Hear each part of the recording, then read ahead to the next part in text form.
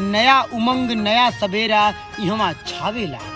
छठ के पावन पर्व जब जब आवेला, माई के ममता के ई तपस्या होला कि माई के ममता के ई तपस्या होला।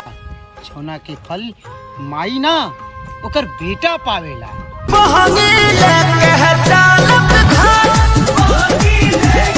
उगी ये सूरज देव अब भोर भई कि उगी ये सूरज देव अब भोर भई।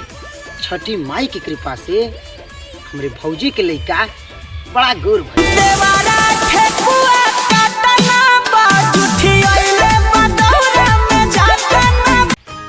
का केहू गुन गाई ए भाई, पत्थरों पे दूब जमावे नी बाझिन के ताना, जे कि हई मारे जमाना ओकरो लजिया बचावे नी।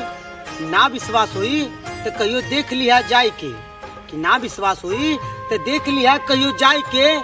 यूपी बिहार के सबसे महान पर्व है छठी माई की। बड़ा छठ मनाएंगे ठीक है, घाटे पे दी बांध दे हम, चननी भी तान दे हम ठीक है। अतवार सोमवार बुखार छुट्टी ना ले, कि अतवार सोमवार बुखार छुट्टी ना ले।